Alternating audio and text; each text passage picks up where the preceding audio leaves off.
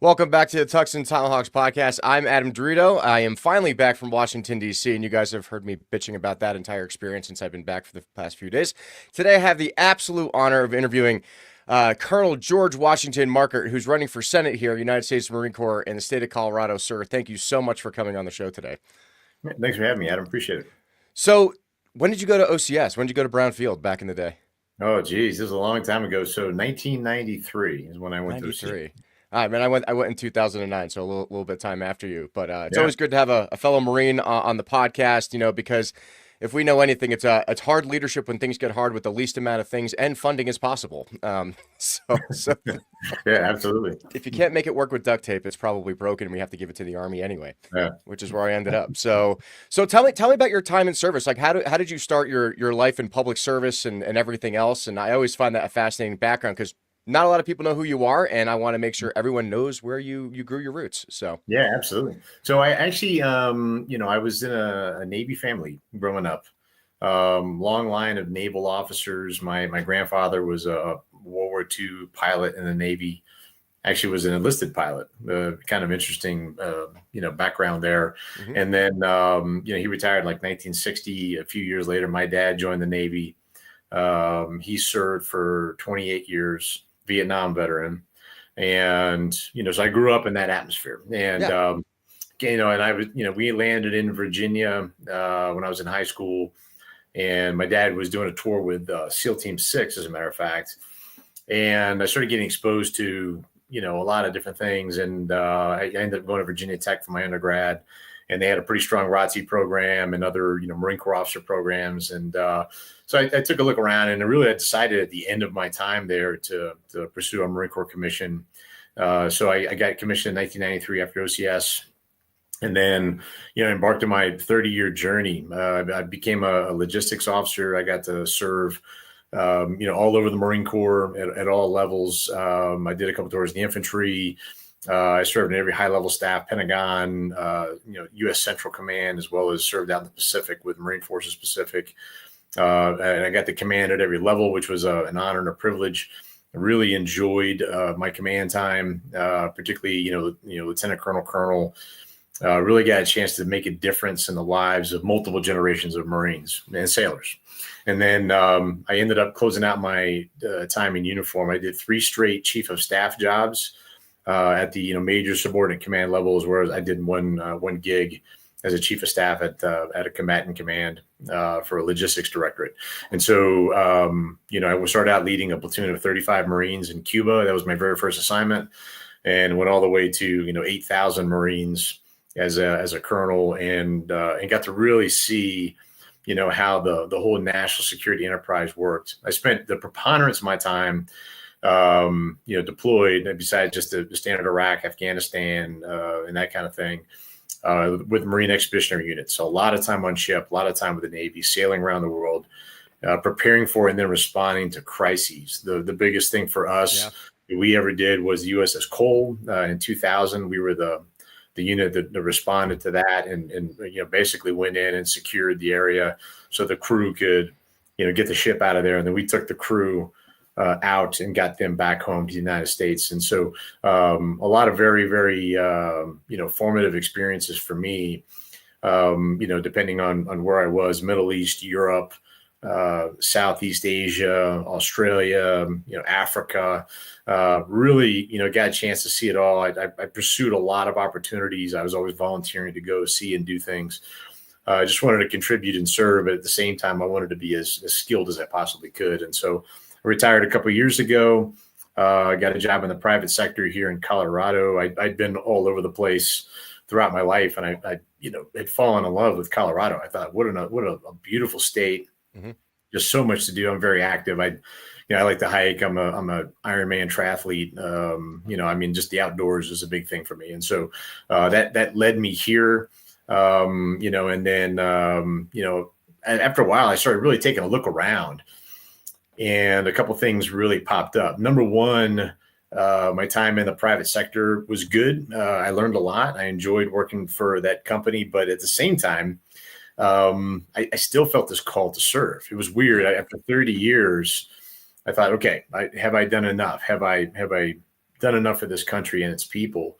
The answer was no. I really still felt like I needed to get out there and serve my country. And so I had been studying, politics and national security affairs and all these things for probably the last 10 years of my career.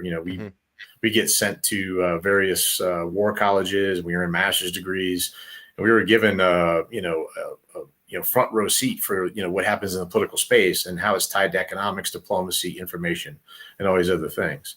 And so I kept thinking like, wow, I really want to put this education and experience to better use. How could I do that? How could I serve?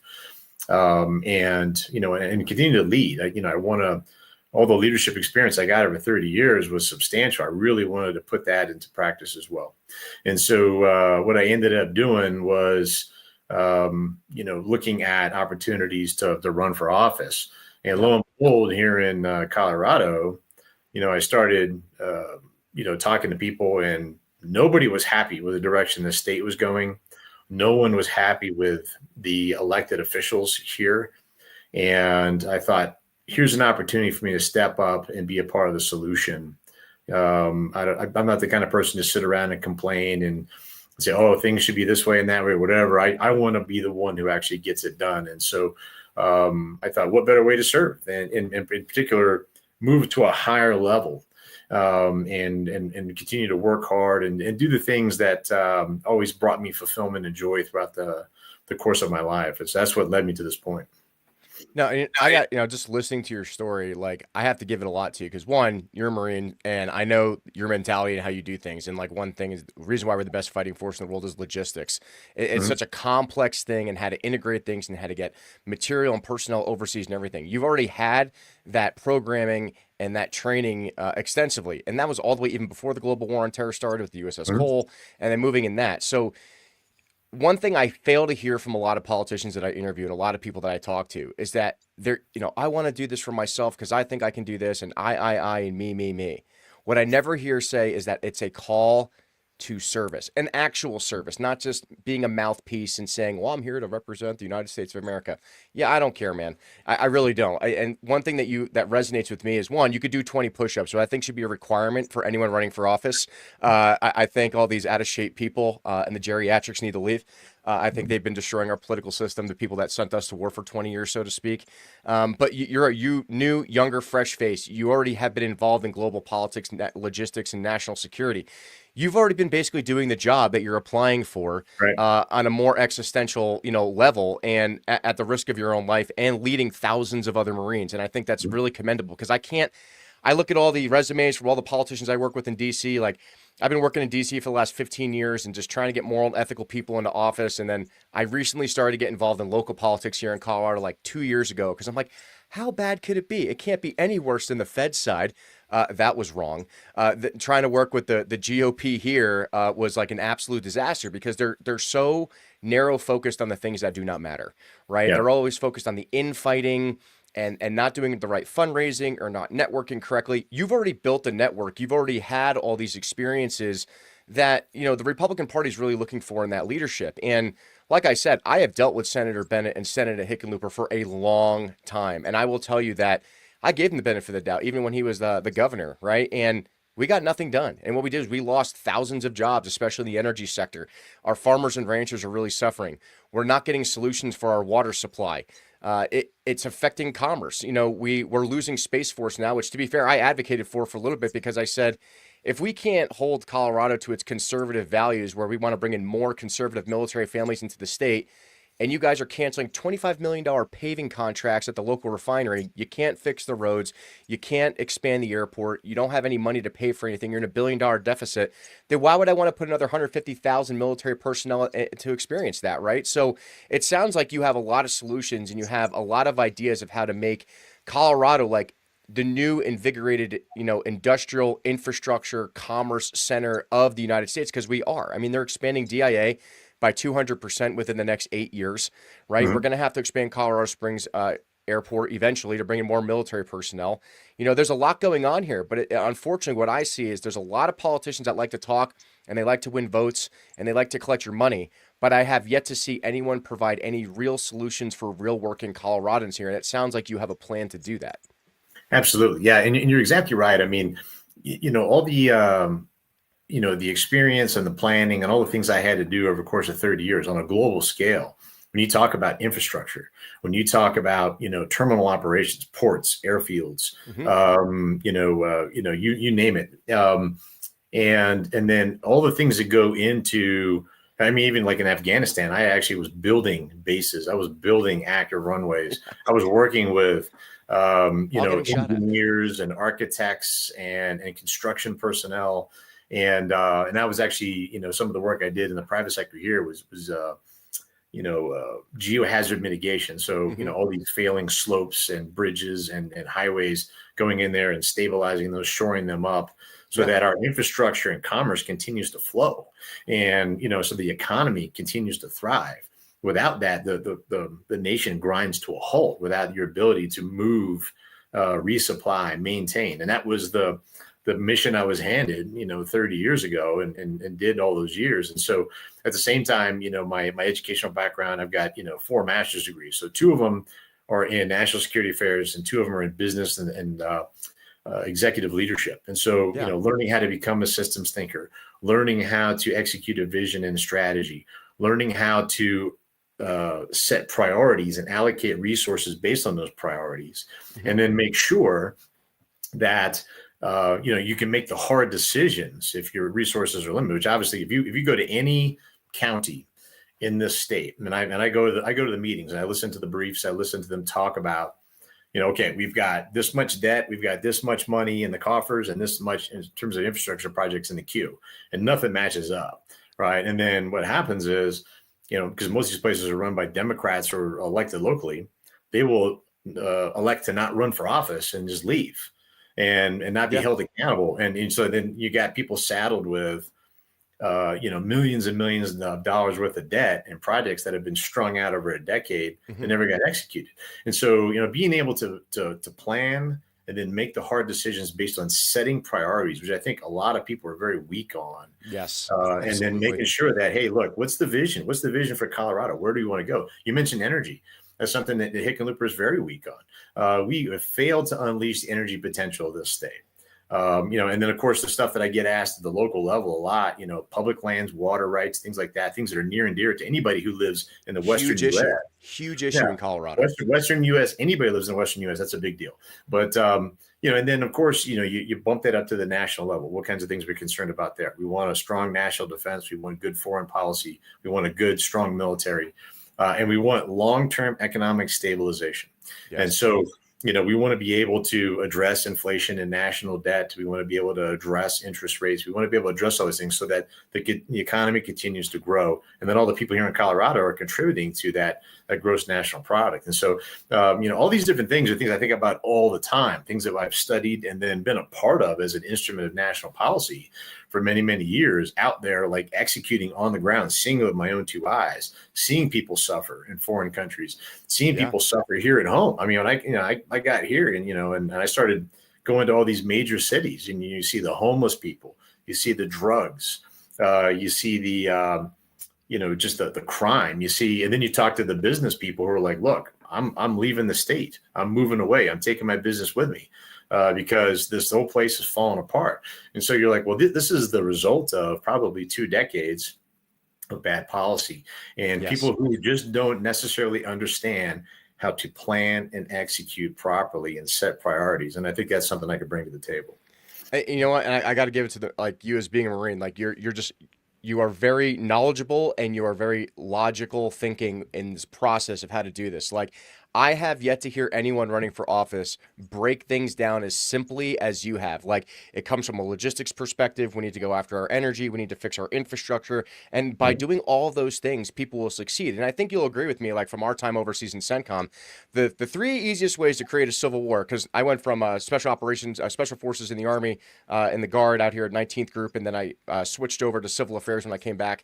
And the greatest way to do that is take away their water, their food, and their electricity, right? And Colorado, it's not that if you take away one of those 3 of the stool, you will collapse the society. And here, we like to limit our water resources because we're not thinking common sense about it. And that's what I do a lot of water stuff out here, especially at the refinery.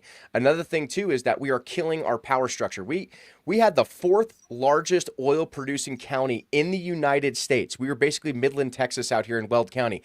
And what did they do? They shut down production, sent all those companies home. We lost hundreds of thousands of jobs, millions and hundreds of millions of dollars in revenue, right? And then on top of that, we're not preparing for, our power grid, right? I think SMRs, small modular reactors, are great for like the mountain towns because you don't have to run pipelines up there, but in general, we have so much natural gas out here, you could power the state for thousands of years, right? And we're just throwing those opportunities away, and it's a clean solution, right? And we are sitting here stifling ourselves over, green energy policy, which there's ways to integrate those things. Like if you already have a house and you have a roof on it, put some solar panels on it, you can use it to like supplement your energy supply. I got it. But putting out hundreds of windmills out here on the border of Wyoming where I live, and then you got to run all these transmission lines and lose 37% of your capacity before it even hits the energy grid. It's a waste of time and energy, right? And then you can go to the wildlife and everything else. But the thing is that we are in over $1 billion of a deficit here in the state of Colorado. And we can almost be the Alaska of the West. We could literally drill our way out of this problem and even create a sovereign wealth fund. No one should be paying taxes in the state of Colorado because we could literally pay our citizens with the amount of oil and gas revenue here. Our agriculture, we're a major center for food security for the United States, and we're throwing those opportunities away because we have a big problem with illegal migration and human trafficking up here in Weld County off Highway 85. It's bad. I talked to a lot of the police officers and a lot of the sheriff's officers, and it's something we're ignoring. We used to go on ruck marches out there east of DIA, out where the unit is, and they would be finding bodies out there from the cartels executing people out of the airports and getting robbed right out of DIA from rental cars, right? But I don't see any politician talking about real solutions. I see a lot of big mouthpieces. I see a lot of, we supported the one big beautiful bill. That's a giant federal policy that is not affecting Colorado. It's not affecting Coloradans here locally. And it sounds like you are talking about the issues that the local people here really care about because they've been ignored for over 2 decades at this point. Yeah. No, you make some great points. Actually, coincidentally, yesterday I was at Jefferson County Republican meeting. I spoke there yesterday. I'm going to speak again next Monday. And there was a guy there. He's involved in real estate, but he's like, "Hey, look, I'm with a group of people, and we were trying to stop child trafficking in the state." And he pulled me aside and he goes, "Look, you got to understand just how horrific this is." He wants to team up with me, help use my platform. To get the message out and help stop this. And then I can help him as well by, talking about this when I get interviewed and things like that. But, and the other things you brought up, some of the, you talk about using experience and history as a guide. Yeah. Well, there's a couple of good case studies and they actually come out of Iraq and Afghanistan. You talked about, essential services and not meeting basic needs, right? Well, in Iraq, when, after the invasion occurred, when you don't have trash removal, electricity, water, basic things like that, well, what happens? You have civil violence, unrest, and you create a vacuum. A vacuum gets exploited by some bad actors. And then Afghanistan, there was an interesting experience I had, because I kind of had a multi-phase deployment there, but I went in first as a part of a task force. And, we were doing counterinsurgency in various provinces around the country. And then a larger unit came in and kind of consumed us. We became part of them. We became a regimental combat team. Now we're back to the infantry mindset, and we sent battalions in to, essentially expel the Taliban from a couple different districts. And there was one where they had this patrol base, and right outside the patrol base was a bazaar. And I patrolled that bazaar 3 times on foot. The very first time I went through, it was deserted. I mean, literally like shutters hanging off by like blowing in the wind, hanging by a nail, stray dogs, garbage, all this kind of stuff. We brought security to that district and got the Taliban out. Yeah. Every time I went back, there were more businesses that were open. It's amazing how that works. Commerce and it was thriving. There was people coming back and starting different things, and people came back to live. And that's all you need to do is provide these things. And to me, like, government, doesn't need to get involved in all these different little things. They need to do the basic muscle movements well. And we've been struggling with that, particularly, 12 of the last 16 years under Obama and Biden, where, they're spending all this time in these little tiny issues that affect a small portion of the population. But if you don't get the economy right, if you don't get security right, you don't get prosperity right, well, then the market doesn't work. The people aren't happy, and the people aren't safe, and so it's pretty simple.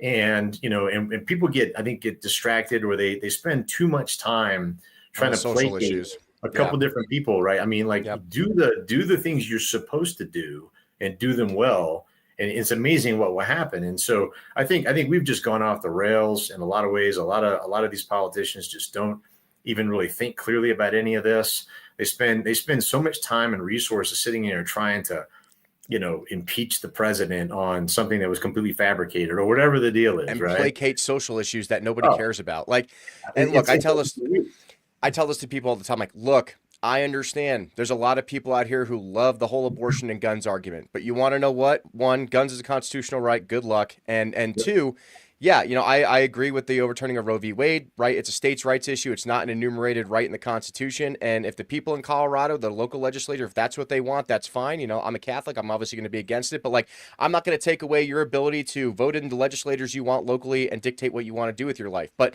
that's still not putting food on your table. That's not fixing the energy supply. That's not fixing the water issues. That's not fixing the fact that these wolves are just decimating our agricultural and cattle industries out here. And those are the issues that most Coloradans will care about, because I think one thing that you're talking about, and I just really appreciate this conversation, because it's so rare that I get to talk to intelligent people that want to run for office. It's hard, man. I'm telling you, it's really difficult. Like, I even have to deal with like some of my local representatives here, and it's like I feel like I'm talking to like an empty like Reese's peanut butter cup wrapper sometimes. They look really good on the outside, they probably taste good, but at the end it's just garbage. And the thing is like, you are talking to the independent voters that don't want to be involved in politics anymore. Yeah. And people get so concerned with the MAGA extreme right, or whatever you want to call it. Look, I've been to Donald Trump's house 3 times. People want to call me I don't care. But the thing is, I still need to placate to my community, right? I really care about the Hispanic people that I work with. 80% of the people, I work in the oil and gas industry here. That's my main job outside of the Army Reserve, right? 80% of the people I work with are Hispanic Americans.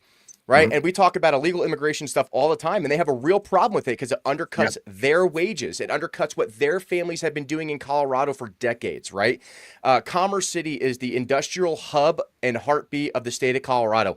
And I have Democratic socialists like Manny Rutenau who want to shut down my job and eliminate $2.2 billion industry here in the state of Colorado, when we're the only jet fuel supplier and asphalt supplier in the entire state. But they want to talk about like hurting people's feelings. Like, what are we doing? Like, I don't understand what's going on. You are talking about the issues that the independent voter who has taken themselves out of politics, right? Like I said, over 49% of the people in the state of Colorado do not care about the Democratic left or the Republican right. They just want to exist. They want to take care of their kids, their family. They want to go to work, take their kids to soccer practice, go to church, whatever it is. And you sound like a voice of reason that is finally speaking to, hey, forget about all the societal bullcrap issues. That's a distraction to everything. I care about your job. I care about fixing the roads. I care about the environment out here. Because if we collectively, from a logistical standpoint and from your approach, we can fix these things collectively. We can enrich our citizens here in Colorado monetarily, and we don't have to sit here and fight over the bitter stuff. Because it's like you said, as long as everybody has food, water, electricity, and money, everyone just kind of leaves each other alone. So why don't we focus on those issues? Yeah, you're exactly right. I mean, the breakdown of voters in this state is interesting because Yeah. the matrix programming, that you hear that they've gone ahead and sold everybody on is that this is deep blue, hopelessly lost of progressives. Don't even bother coming out to vote Republicans because your vote doesn't count. Don't even bother. And it's such BS, right? Because it's actually 25% Democrat, 23% Republican. Yep. 50% unaffiliated, right? Yes. So I talked to those folks, right? And that's who you have to talk to. And you're like, okay, so what is, and it's just like you said, number one, there's one term they all use, every single one of them. And by the way, most of them lean slightly conservative, which I also thought was interesting, but they're like common sense. We just want common sense. We're tired of all these fringe issues, these extreme issues going left and right, all this, just like you said, we want the basic necessities. And the Hispanic population is interesting as well, because you're spot on. The folks I talk to are like, hey, look, not only are you going to undercut our wages, but those of us that actually did this immigration thing the right way will be treated unfairly for folks that come cut in line in front of us that did it the illegal way. And look at the things that they hold dear, right? Their culture, their religion, their family. I mean, these are conservative values. These are things that they just want to continue to experience here in the United States. And it's like, okay, well, how do we make sure that you can get a good job and support your family and do the things that make you happy? And, sitting there talking about these fringe social issues is not gonna cut it. Right. And so especially when, you can't afford to buy a home, or you can't afford to feed your family because the grocery prices are sky high, and so, talking about things like inflation, government spending, talking about things like, how do we reduce the size of government and eliminate government waste? I mean, I think those revelations were quite striking. I mean, I was in DoD for 30 years. I dealt with a lot of how other, bad it is. I dealt with a lot of other three-letter agencies too. I mean, like Department of State, and a lot of the other federal agencies. Yeah, exactly. Black side. And so, you kind of watch what people spend money on and what they do and that kind of thing. And I always tried to be the guy who was like, look, is this really necessary? I mean, we'll spend the money we need to, but is this necessary? Like, these are taxpayer dollars. You always remind people, these are taxpayer dollars. And by the way, we pay taxes, right? I mean, we serve, but we pay taxes. We don't want to throw our own money away. Let's do right by these people. And that was always our attitude. And so then you find out that, billions were wasted on things that yielded nothing, no results, no tangible results whatsoever. And you're like, okay, what else is out there, right? What have we not discovered yet that we need to dig into so that, you bring down the debt, and then you essentially have these lean government agencies that are working hard for you, because one thing that always struck me was, when I did my Pentagon tour, a lot of times at lunch, I would go down and take a run on the National Mall, right? It's amazing anywhere you go, if you just go for a run and you observe what you can learn. And so I used to go running down through all these agencies, right? The Department of Commerce, the Department of Labor, the Department of Transportation. You see all their buildings. I'd look in the windows. There's these massive buildings with all these people sitting in there, just staring at a computer, staring at a wall. I'm like, what are these people doing here? I in my life see no real benefit from their existence, but they're consuming tons of money, right? So I'm thought, okay, there's got to be a better way. And so, downsizing this, and I know it's an emotional issue for a lot of people, particularly folks that are or know, or close to, government employees and that kind of thing. But I mean, the people that are in power now didn't create this situation, right? They didn't. This grew over many, many years, and something has to be done. Something has to be done. And so I think making those cuts and reducing, the amount of taxpayer dollars we take from citizens, lowering interest rates, lowering the debt, and then, addressing inflation, you'll see a real positive difference here, but, I mean, all I hear about is, and actually, if you go to these Democrat Facebook pages for the state, it is pure propaganda. Yes. Oh, the Republicans are trying to close 5 hospitals. They want to take away all your health care and all that. It's like, that is not true. It's ridiculous, and so you're like, no, look, people are just trying to be good stewards and do the right thing on behalf of their constituents. That's what they're doing. I mean, obviously there's always going to be debates and conflicts, and we need to work through those. I mean, the art of politics is persuasion and compromise. You have to be able to be competent and be credible and put forth a good plan that people want to, sign up for. But I mean, you can't just run off and do whatever the hell you want and not fulfill the oath that you raised your right hand and swore to. Correct. Right. And take away people's constitutional rights and take away their money and leave them with nothing, and then give them to people that don't even deserve it or haven't earned it. I mean, it's amazing what this country has come to. And I think we're at a crossroads here right now where we can actually flip this state red and do some really, really good work for not only Colorado citizens, but the people of the nation, and show them that government actually can work properly if you get the right people in there. Well, and you hit the nail on the head here, is getting government to work properly, right? Like I said, I've worked in mostly DOD reforms for a long time. I've been trying to pass bills for years, right? And I can't get a single Republican or even Democrat representative in this state to sign those bills. I have to go out of state and work with other officials to get DOD reforms passed. And we have major military bases here, right? And it's just embarrassing, right? Like, I interviewed some guy named Casey West. He's a Marine, depleted uranium poisoning, got stage 4 brain cancer, glioblastoma. Couldn't get his own representative to get a VA exemption letter for community care. Had to go to Eli Crane in Arizona to get him an exemption letter to get treatment in Texas, when we have the largest VA facility in the West, right? Like, that's embarrassing, right? That's embarrassing, right? Even my own representative, right? He went out, when I was in DC, I'm sitting in the White House executive office having a meeting with the American First Veterans guys out there. And he goes out and says, well, I think we should make exemptions and we should be able to bring in the illegals, because I think he thinks catering to the illegal vote is going to bring him more votes than his conservative values. But like I said, I'm on the board of governors for the Colorado Hispanic Republicans as an Irish guy from the East Coast. And I will tell you that the Hispanic community, which is a very Catholic, conservative community, they don't want this because it's hurting their actual family businesses, right? And another thing too, I'm a union guy now. Like, we dropped 12 rigs in West Texas, so all the big fracking and drilling and stuff had gone away in Colorado under the Biden administration. So we had to go find safe jobs in the refining and downstream sector. And so I'm in a union now, and people are like, "Oh my God, you're in a union." I'm like, "Yeah, but here's the thing: unions for trades are good for the state, because you want people that are incentivized to stay in that industry for 10, 15, 20 years. Like, you don't want your power plants to be run by constant turnover guys every 2 weeks, right? You don't want that. But like, the problem, like you bring up with the federal workers and even some of the teachers unions that I've had to deal with, is like, you're hurting the younger generation of America by indoctrinating with things that don't necessarily relate to math, science, and reading, right? You're indoctrinating them on social issues at 8 years old, right? And it's not a good way. And another thing is with the federal worker argument, like you said, look, you and I both worked for the federal government for a long period of time. You know that a lot of these people, I always use the SIF people as an example, the people that take my equipment in every day. Like, you're just wasting taxpayer dollars, right? We can do this efficiently, whether it's with AI or automation or everything else. But like, it is okay to reduce the size of government to benefit the American citizen and the American taxpayer, right?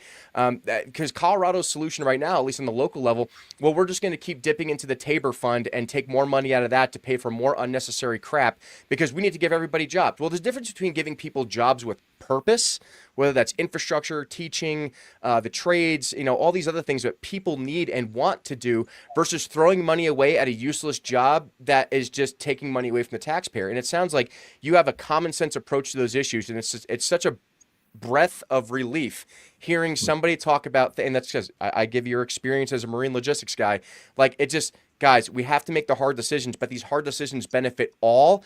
And I think everyone else, like, at the end of the day, if I have to go get another job, I'll get another job, right? But we shouldn't just be paying you to do nothing, right? Because people fail to understand you have two choices in this life here in the United States. You could be a resident or you could be a citizen. You could be a resident. You could sit around and complain. You could, take your kids to soccer practice and bitch about how bad things are here. Or you could be a citizen. And that's going to take time and effort away. You're going to have to go to these county commissioner meetings. You're going to have to show up to your mayor meetings. You're going to have to go see George speak at an event to see if he's worthy enough to win your vote. Because if you don't participate in your constitutional republic, then you have no right to complain when you lose those rights.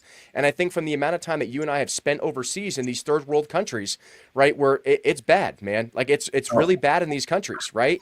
And people, American citizens, take their freedoms for granted. But if you don't participate in your constitutional republic, you have no right to complain about it. And I want to thank you so much for jumping into this race and having a voice of reason and common sense for the people of Colorado. Because, like I said, I barely hear it from the people I interview.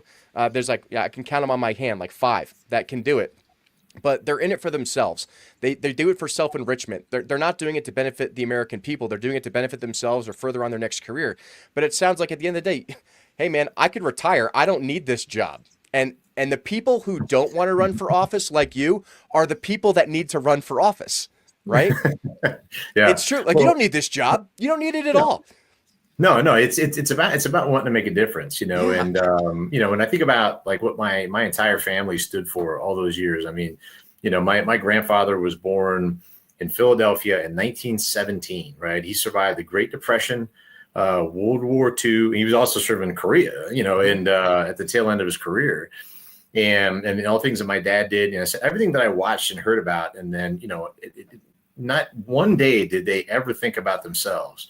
And that's the thing that, like, my own children, passing on, this type of these core beliefs, right? And to set the example and say, look, number one, what are you capable of? What can you do? Don't ever sell yourself short. You can make massive change in this world, massive positive change, if you just dream big enough. And then go out there, and it should never be about you. It's about serving.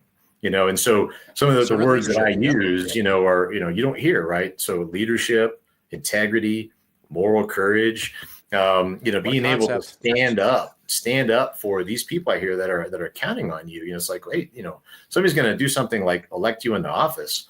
Then you just basically go do whatever the hell you want to do and abandon them. Like I see happen so often. It's unbelievable. And so, like, you should fear your constituents, right, George? Like, I see so many politicians. Like, I'll give you an example of the guy you're basically trying to run against, right? So I was in the National Guard at the time, and we got sent out for the insurrection, which I find really funny because my great-great-grandfather was actually an officer in the Union Army, and he led the insurrection against D.C. when they didn't pay him his $1.80 a month for his VA benefits after the Civil War under General Grant. So they stormed the White House, and then they all got paid. So I just find it funny, lineage-wise, I got sent to the insurrection as the second time the National Guard was mobilized to protect D.C., so I thought that was really funny. So I'm walking around in Nancy Pelosi's office and hanging out and everything else, and then Senator Michael Bennet comes out and greets his 130 Colorado Guardsmen that he sent out there, right? And the guy is so disconnected from reality. He goes, hey, guys, I know it's freezing out here. It was like negative 20 degrees. We're all freezing. We're on night shift, walking around the streets of D.C. for like several weeks. And he goes, so I got you guys some pizza. This guy shows up with 2 pizzas for 130 people.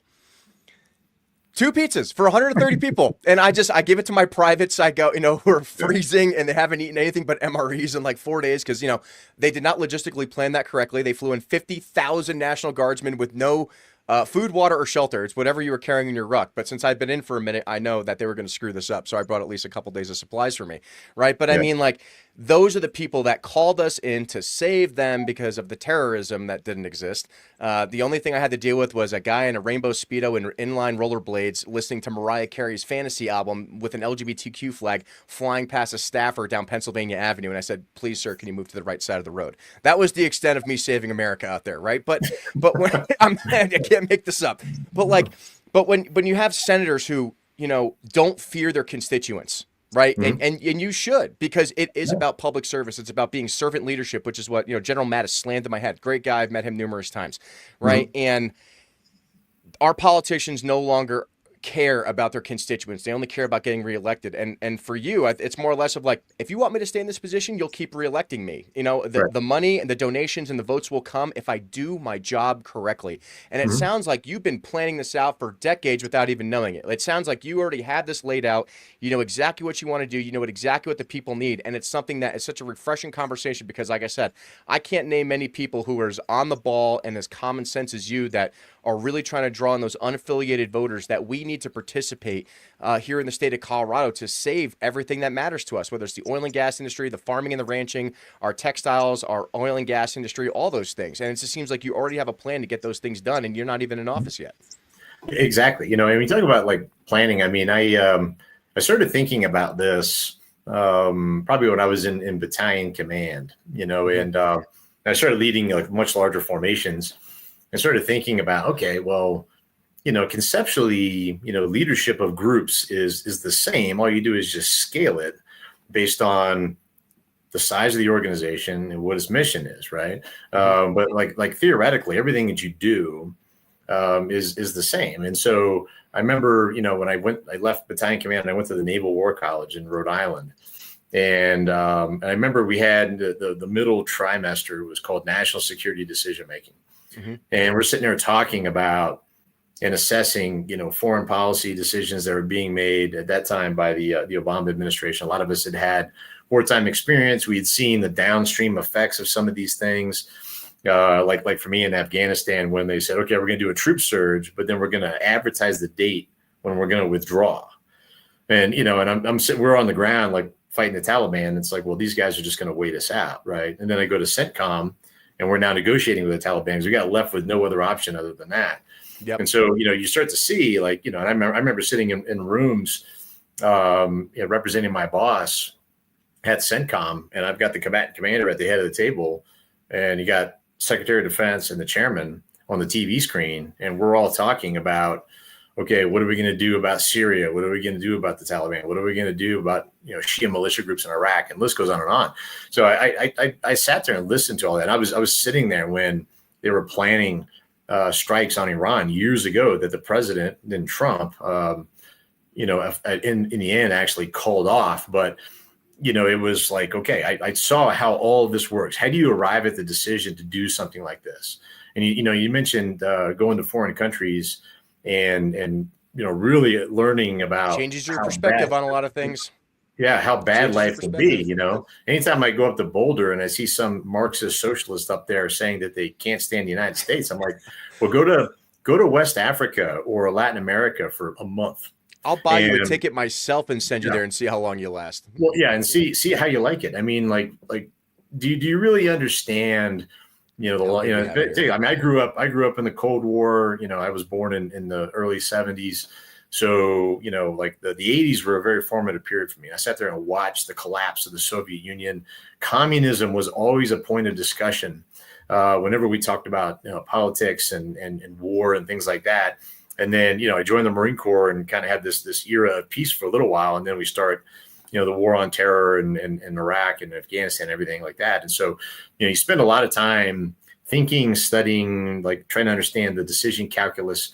Okay, why would we go to war? Why would we do these things? What do we stand to gain from it? The value of the object. We had to read Clausewitz 3 times. We had to read Sun Tzu. We had to read Thucydides. We had to study all this theory. And you bring this all together, right? And then you take, your common sense and then your understanding of how, basically society works and how economics works, and you just put it all together. And, and it was interesting because as I started to, get this additional education and started leading larger formations, once they grew into the thousands, I realized that I was kind of, operating in a political space. I was thinking through, long-term vision about, where do I want to take this organization and what do I want it to look like? And I was interacting with politicians to do that the entire way, governors, representatives, and senators. Yeah. No matter what state I was in, they loved to come out and talk to Marines, right? So they would come out and talk to us, and I would be their representative, and I would say, okay, we need X, Y, and Z. And you would learn how to work with members of Congress, brief them, get the information they need so the good decisions are made on behalf of your service members. You get the resources and all that, the training, whatever you needed. And so, like, all that stuff, it always seemed kind of disaggregated for the longest time. And then eventually when I got into probably, 4 or 5 years ago, it all just came together. And I thought, I'm actually like building the foundation for a run at a high political office. And then all I got to do is you're not doing it intentionally. Yeah. It was subconscious. And then, you go in and then just, okay, I have the tools, it was just slowly filtered in and aggregated over a period of 3 decades. And so, I kind of woke up, like I'm ready to do this now. I think I'm ready to bring this all together. And again, only to serve, it's like there's no hidden agenda for me. Anything that I may need or want out of this, I've already pretty much gotten, I don't need anymore. All I want to do is work hard for the people because, even like that group I went and talked to yesterday, like the amount of trust, you could just sense it. Like, hey, we're going to vote for you. We're going to put a lot of trust in you. And it's a big responsibility. It's huge. And I remember imparting that on my Marines over the years. I said, we're out here, we're working hard. We deploy for anywhere from 6 to 12 months. You know the deal. Yeah. And, and you're, every single day you're out there, you may be tired, in some cases exhausted. And you do it anyway. You may be confused. You may be, angry. I mean, you experience all these emotions, right? And you're trying to, stay focused on the mission. And I used to tell people, I said, look, you're going to have bad days, you're going to have good days, but you need to understand that not only could you possibly let down the person to your right or left, but what about the American people, the people that don't even know who you are, Correct. sitting back home under this blanket of safety that know you're out here doing this hard job and are relying on you to get up every day and embrace the suck and work really hard for 18 to 20 hours, for a year straight. And I mean, that's what you signed up for, and that's what they expect you to do. You cannot let the American people down. And I used to phrase it like that. I said, you're going to have a bad day. All right. You may even sometimes feel like you let yourself down. Yeah. And certainly your buddies will let you know if you let them down. They'll let you know. But the American people, you're disconnected from them. It's like, imagine sitting there thinking, oh, I'm going to rely on this person, I'm going to trust them, and then they don't come through for me. That's horrible. I said that's unconscionable. I said, and I'm not going to let anybody here fail the American people. And that was always what drove me every morning when I woke up and attacked the day and vowed to be better than I was the day before. That's what drove me, was the American people, because the rest of the time I'm walking around and what are they saying to me? They used to see my haircut. They used to see the way I carried myself, and they would come up to me and say, thank you for your service. We really appreciate what you do. And I mean, that hit me right here. I'm sitting there going, wow. And go to a veterans event, go to a salute to service at a stadium or something like, I mean, the outpouring of support and emotion towards service members in this country. And then you're going to wake up and not do your job properly. You're going to let them down? No way. I was like, there's no way we're going to do that. And so failure not an option. Yeah, I still feel that way. I still feel that way after all these years. And that's what drives me, and that's what's going to drive me as a senator. And I think, when you look at some of the other veterans that have been elected to office in Congress and the work that they do, you can just tell. I mean, a little bit more professional. Big difference. A little bit more professional, a little bit stronger leader, has a little bit different attitude, commands a little bit more respect. And, and that's what we want, because I've seen enough TikTok dance videos, You don't do that? You don't do that to get the Gen Z vote? Come on. People sitting on the steps singing. I mean, I don't know what they're doing, but to me, when I think member of Congress, elected official, you should be the shining example of leadership and professionalism in this country. Everybody that looks at you should see this is a superior leader and an individual that I want to emulate, right? And when I don't see that, when I see people acting like, very unprofessionally in the chambers and that kind of thing, you're like, my God, what? Jasmine Crockett, one of my favorites. That's what I'm referring to, and others. But it's like this country deserves better than what you're giving them, right? 100%. So I want to be that shining example. I want to be the one that people go, this guy has his collective stuff in one sack, and he's going to wake up every day and be disciplined.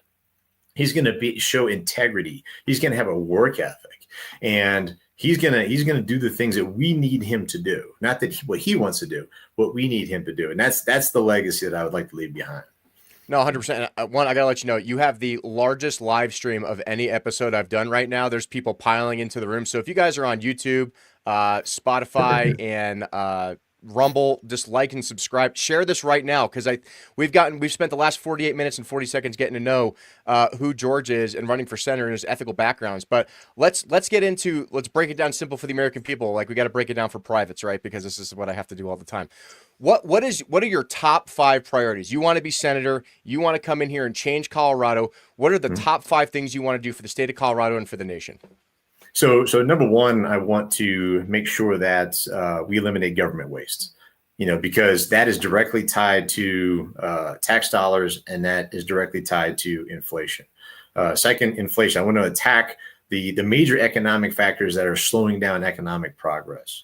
Number 3, I want to unleash the energy potential of this state and actually of the nation too. I mean, I think that, we took a giant step back under the Biden administration from what President Trump was doing in that first term in terms of energy, and then the rest really it comes down to public safety. I watch a lot of these little videos on YouTube, not necessarily here in Denver, even though some of this does occur here, but like around the country of people breaking the law and not being held accountable. We learned as Marines that number one, you can never delegate responsibility, right? Mm-hmm. Somebody does something, it's your fault. Okay. Absolutely. And you have to take responsibility for that. And then I was told when I, became an officer and started leading a platoon of Marines, they said, you are responsible for all they do and fail to do. And that was internalized. And I thought, okay, number one, that's a very, very big cross to bear, but I'm willing to bear it because somebody has to do that, right? Somebody has to step up. Nobody else is doing it. Be responsible. And then you got to hold everyone else accountable, right? You have to hold criminals accountable because as well as I do, little things become big things. You let little things go, people go, oh, well, if I can get away with that, let's see what else I can get away with. And pretty soon you have anarchy in the streets. Yes. And that's what some of these people on the Democrat side who embrace Marxist socialist policies are actually, whether it's willingly or unwillingly or unknowingly or fomenting what is anarchy. It's nihilism. It's chaos. It's like we don't want a society that looks like that. Nobody does, right? It's like why so you may think you're going to get votes out of this or whatever your deal is, but I will not stand for that, right? So enforcing the law, right? And then of course the border security. I mean, this state is greatly affected by that. I think a lot of work has already been done. That's good. But now we got to hold the line because we saw that, President Trump in that second election got whisked away and they reversed his policies. And all of a sudden, I don't know how many millions of people flooded in here. A lot. But I mean, it created issues with fentanyl and drug trafficking, child trafficking, all kinds of other crime. And then you have not only downtown areas of Sanctuary City, we need to get rid of that. Definitely. I actually just put a post out yesterday for my campaign team about Louisville, Kentucky, which recently, rescinded their Sanctuary City policy. And it's like, okay, look, we're done playing these games because, people that, want to establish a household and live in a safe neighborhood. And you got criminals running through here, kicking down their gates and invading their homes and that kind of thing. I mean, or people that are smashing and grabbing in stores and doing all these other things. And no one's doing anything about it. I mean, like police officers are abandoning their responsibilities because some of them don't think it's worth it to actually step up and do anything more because they're going to get caught on a camera doing something. Get wrapped up in it. Yeah, they're going to get politically crucified, right? And so, I mean, all this stuff has built up over time as a result of this push by Democrats who embrace Marxism and socialism to overturn the social order. Right. And there's no way that our republic can survive if people embrace these ideas. They'll always be there. There'll always be a tension among all of these different forces that are at work. But in the end, the rule of law must carry the day. And part of that is a secure border and to end all these downstream effects we're seeing in this state, which are literally collapsing societies, downtown areas, and all of that. So those are my top 5 priorities. No, and I agree with you. And, especially like I live in District 8, which is very, very contentious with the illegal immigrant issue. But I'm at the point where it's like, guys, we have to draw a line in the sand because, well, they're dreamers and they've been here for 10, 15 years. I'm like, okay, so you've been here for 10, 15 years and you still haven't resolved your citizenship issue? You know what I mean? Like, that's a lack of personal accountability. That's not anyone's fault but your own, right? And I respect it. You want to be an American citizen. Like, I actually posted a Substack article the other day about Teddy Roosevelt's American hyphenism, right? And it's like, oh, I'm a Mexican American. I'm an Irish American. No, you're an American. There's no room for hyphenation, right? We welcome your culture. We welcome your heritage. We welcome you I want everybody to be an American, but I want you to do it the right way. And if you've been here for 10, 20 years and you're still not resolving this issue, like I said, you have a choice. You want to be a resident or you want to be a citizen? Because the people who don't take the initiative to put in the hard work to earn their citizenship, you're just taking advantage of the rest of the American people, right? And my resolve is this. It's like, okay, let's go immediately apply for your visa program, whether it's a seasonal worker or whatever it is. No issues with that. Let's go get it done. Second to that, if you really love this country and you want to get it done fast, I will bring you to the recruiting office myself and you can serve your country and earn your citizenship in 2 to 3 years. Oh, I'm sorry. Is that difficult? Yeah. Being an American is not supposed to come easy and for free, right? But if you don't, we're offering you $1,000 to deport yourself and then you don't ruin your chances of coming back and you can apply for asylum there. And I understand, look, I get it. Third world countries are horrible and things are going bad. But you want to know what? The American people cannot keep footing the bill for this stuff, and we can't just keep letting people get away with it. And if you like the Dignity Act, if we just give them an inch, they're going to take a mile, and it's not resolving the issue. And I know it's a hard decision, but we have to stand by as principled conservatives and as unaffiliated, and even some reasonable Democrats. There are very reasonable Democrats. I've talked to many of them, right? Sure. Is that we have to resolve this issue, because if we don't, we are going to bankrupt this state. We are going to bankrupt our country, and we are not going to be able to really address the bigger issues, which is we have near peer adversaries like China and Russia and India, and things that are going to be a big problem in the future, right? People are not thinking outside the box of what's going on. And you and I, who are very tied into the global security community, like, these are things Americans are not thinking about at all. They're worried about free stuff and free things and everything else, but you're not understanding we can't even get those things if these people infiltrate. There's China. China owns farmland in the state of Colorado. Right? Nobody's talking about that because nobody's paying attention, right? So you have a great platform. I think that's a common sense approach that most unaffiliateds are going to agree with, right? You're actually talking about solutions. You're not talking about creating more problems. You're not creating a divide. You're not pitting people against each other. You're offering a solution that just sounds like a common sense approach to bringing people together.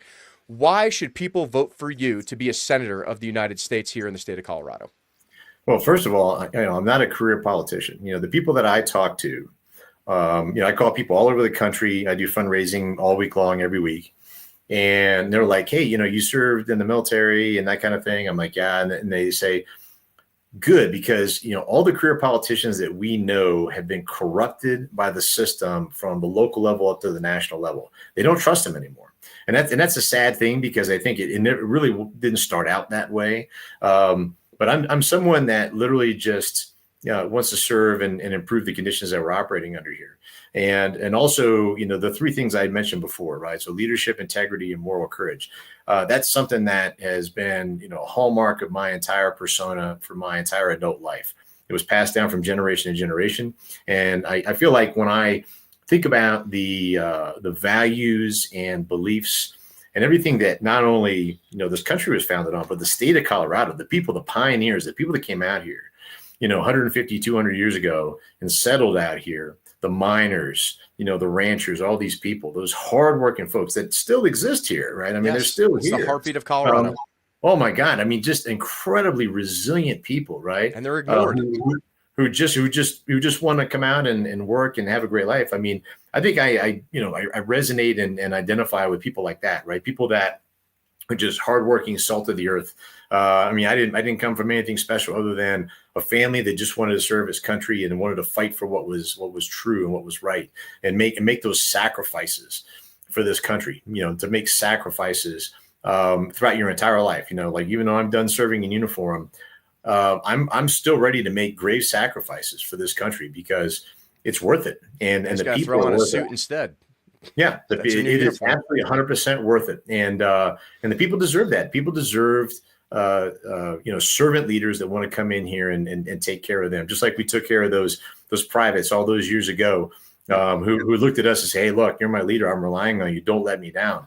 That never left, my persona and my thinking. And so that's it, and then my ability just to think through and problem solve. And I tell you what, I would love to work with common sense Democrats who just want to say, hey, look, here's the solution. Let's find a way to get it done. I mean, just like we did at every other level throughout our lives, the same thing applies here. And I would love to do that. And I'm the kind of person that understands how to collaborate with people and get things done.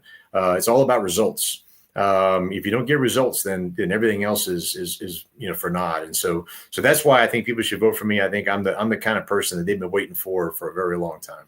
I 100% agree. I have no further questions. Sir, you should be a senator immediately tomorrow. Just replace Bennett now, or Hickenlooper, whichever one wants to step down. I don't care. They're both worthless. They don't even answer their phones anymore. Even when I'm physically in DC and knock on their door, oh, there's that DeRito guy again. Get him out of the office, because I just caused them problems, right? Where can people go to support you? Where can people meet you? What's your schedule look like? What can people do to come meet and shake your hand and donate and support? Because this is going to cost a lot of money, people. I don't think you understand how expensive politics is, but Michael Bennett and Hickenlooper are bringing in the entire army of useless money from people who just want to maintain power, and we need to support this guy. Yeah, absolutely. So you're right there. It will be a very expensive race. So the first place you can go is my website, markertforsenate.com. I've got links on there to donate. That goes right into WinRed, which is what we use for Republican Party guidance and all that. And so we use WinRed, and then also Right now, I'm scheduled to go back to the Jefferson County Republican meeting next week, but I'm on tap to go to a few other meetings around the state, talking to people here in Broomfield and other areas around Boulder. And then, as time wears on, I'll make it around the rest of the state. But right now, I'm focusing on the Front Range and some of the major issues that we're confronted with here. But the best place to go is that website. It's really easy to donate. Definitely appreciate everybody's contributions. The campaign, we're very active on social media, Facebook and Twitter, putting out messages every week. But really just, the main thing is, supporting our president and all the great things that he wants to do to improve this country and make it safe and secure and prosperous. And we're fully aligned with that. But then also, bringing those national level issues down to the state and local level, fusing it all together, creating that synergy and making sure that, everybody out here, regardless of political affiliation, regardless of how you grew up, what your background is, the way you think or whatever, you get the representation that you need. And so, please contribute early and often, and we'll make sure we pay you back on the back end. That's awesome. I fully endorse this candidate, even though my endorsement means nothing. I'm just I'm the Sith Lord of the GOP here, trying to get real candidates to run to represent their people. I've been trying to motivate GWAT guys to run for a long time. It's our time to take over. I said, these people sent us to. We need more veterans in Congress. These people sent us to war for 20 years, and they're promising me that if we just elect them one more time, that they're going to keep doing all the wrong things. And I think it's time for change. And by, with, and through, I think we can make that happen, George. So thank you so much for coming on the show, and hang out for a minute after we close the show out. So make sure you guys go to marketforsenate.com. Make sure you donate. Make sure you find an event. Go out and meet this man. He obviously is a servant leader that Colorado needs, and together we can make a difference and save this country. Thanks, Adam.